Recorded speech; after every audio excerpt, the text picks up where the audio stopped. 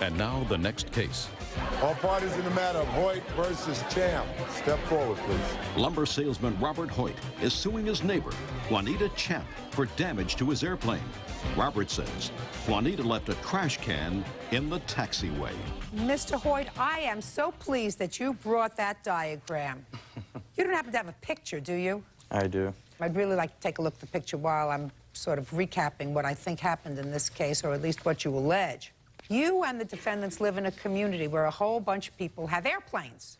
And instead of garages, there are hangars. In addition to garages, there are hangars. I wasn't looking to shortchange you, Miss Champ. I said there were big hangars for planes, but I'm sure you also have a car. We do. And it is your claim that you were taxiing your plane in an area where you are allowed to taxi your plane. It also serves as a street.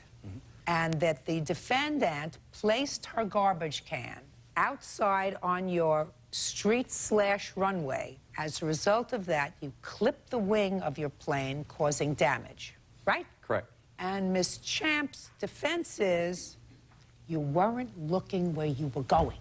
Absolutely. Okay. So, show me what happened. On May 21st, while taxiing out of my driveway to the neighborhood road, which acts as the taxiway, I S-turned all the way S-turn. down. What's an S-turn? It's going back in the shape of an S, back and forth. I have a tail dragger. Why do you do that? I have a tail dragger biplane where you cannot see over the nose of the biplane.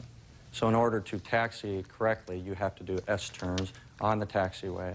And as you turn to your left, you look right. As you turn to your right, you look left. Why did you get a plane where you can't see over the nose? It's an aerobatic biplanes. To reduce drag, you don't have a nose wheel, so they give you a tail wheel. And also, if you're taking off grass runways, it gives you more prop clearance. So this is... Sorry I asked you. Okay, so you're zigging and zagging in order to get to the runway. Correct. Go. And 3/4 of the way down, Miss Champ lives, and upon taxiing, and hit her garbage can. She's not allowed to have a garbage can on her property? She is allowed to have a garbage can on her property, but the easement for the safe passage on the taxiway, 25 feet off center, is to have no obstructions. And an additional 10 feet beyond, there's to be nothing exceeding 2 feet in height. This garbage can is 3 feet and 2 inches, and she chose to put it alongside the taxiway. I have a videotape that also will show this, and I have the CC&Rs, which will state this. Take the videotape, Bert, for me. Sure. Put it in. And let me take a look at that And there's the regulation. CC&R.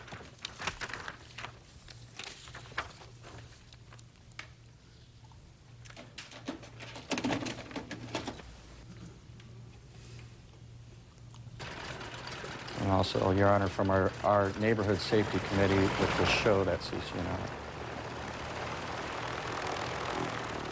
You can see the can, which is circled with a red dot.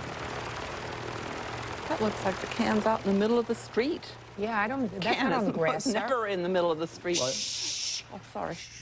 Was your garbage can outside? Yes, it was. Was your garbage can 10 feet in from your property line? Probably not. Why? Well, every Wednesday the garbage cans are out there. Mr. Hoyt's also has been out there all that same time. Mr. Hoyt, do you place your garbage cans out for collection every Wednesday? Nope, garbage is on Thursday, and mine go out Thursday morning.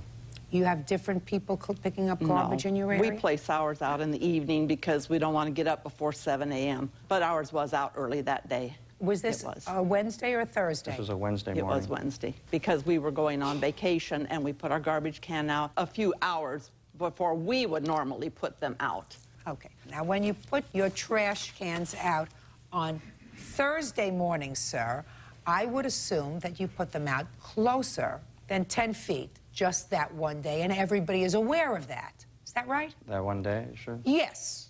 I knew I was going to get there. So on Thursday, everybody is aware. Watch out on Thursday morning because the garbage cans are out there. Is that right, Mr. Hoyt? That's correct. But this was out Wednesday morning, so you weren't expecting garbage cans to be out Wednesday morning. No. I got it. I'll go and get to you in a minute. Okay. Okay? I got a lot to say. Well, I'm going to get there. Okay. Judge Judy continues in a moment. As I did my S-turn, so my wing avoided his truck. When I did my next S-turn, I'm now pointed directly at a garbage can that should not be there. As you can see, nobody else's is. Closed captioning, sponsored in part by Robert Hoyt says neighbor Juanita Champ owes for damage to his airplane. Robert claims she left a trash can in the taxiway. Okay.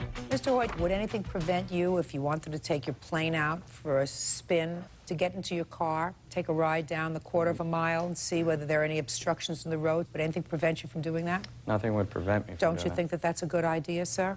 In light of what happened, that's a prudent thing to do. Absolutely, because it could have just as easily been a bunch of kids there as a garbage can. I agree. And if you can't see, then it's up to you to be particularly careful, right? Correct. Now we're going to get to Miss Champ, who told me she has a whole bunch to say. Go! Okay, thank you, Judge Judy.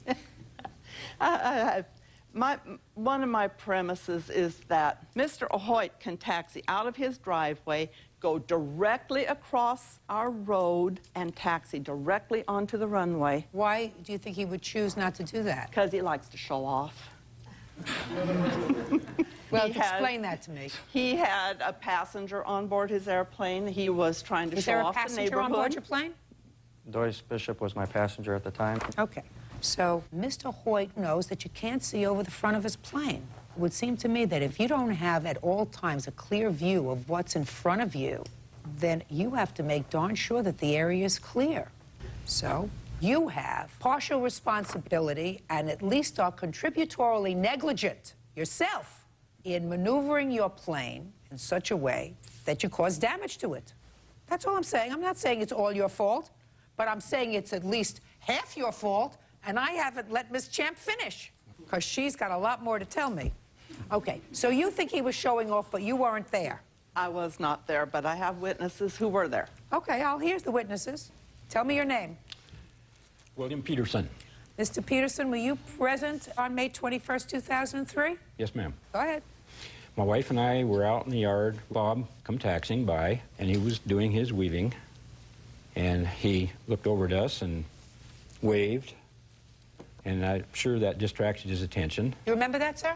Waved Yes. to not go move his truck. That's what he was signaling. He goes to get in his truck, and I'm like, no. And you can see his truck parked there. I diligently avoided his truck. Her garbage can, from visibility of the cockpit, was sitting behind the truck. And as I did my S-turn, so my wing avoided his truck, I did not leave the taxiway. I taxied to the right. When I did my next S-turn, I'm now pointed directly at a garbage can that should not be there. As you can see, nobody else's is. So what you were trying to do, sir, is to avoid his truck. Absolutely. Now, if his truck had not been there, I would have seen the can. could you have seen it if you got in your car before you got in your plane and drove that quarter mile up the road to see if there were any obstructions? I had picked up Doyce and his son and another friend at the airport. When we came back that morning, we probably came back before Juanita put it out. Well, what time was that? I don't remember the exact time when you came in the morning, but About 10 o'clock. How long did it take you to get back to Mr. Hoyt's house? it was probably about 11 o'clock when we were taxiing. So Okay, who put your garbage cans out? Actually, my husband did. What time? Boy, that's been a year ago. My guess would be 10:30 maybe. How long of a drive is it from where he picked you up to where he brought you back to his house? It must have been 45 minutes, I'm guessing. So it was a pretty close thing as to whether the garbage can got out there before or after you got into your car. I don't know. Now, after he hit the garbage can, did he stop his plane? Yes. Got out and looked at it? No, he did not. I come running over there, and all the garbage is blowing all over the place. And he says, would you look under my wing and see if you see any damage? Well, it's a fabric airplane with ribs, so it, you got the dips. I looked under it, and I could not see any damage. And so I says, I do not see any. Uh-huh. And so then he Took off. Took Did you off. go flying that day? Yep. yes, we did. How long did you fly that day? Probably about 35 minutes, 40 minutes total. Let me ask you this question, Mr. Hoyt.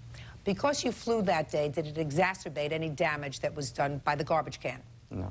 Well, if your wing was so damaged and your plane is fabric plane, right? Correct. And you're telling me that you don't think that a fabric plane's wing could be further damaged by flying it for an additional 35 minutes after an injury? No, it could. Judge Judy continues in a moment. Want justice? Call 1-888-800-JUDY. On the internet, judgejudy.com.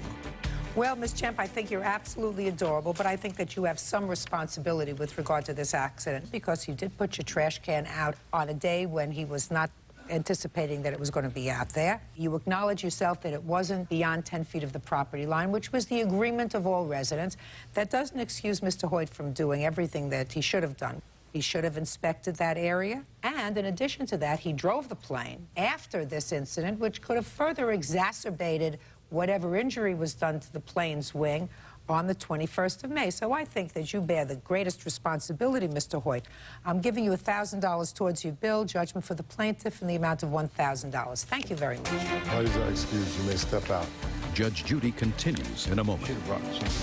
And on the next Judge Judy.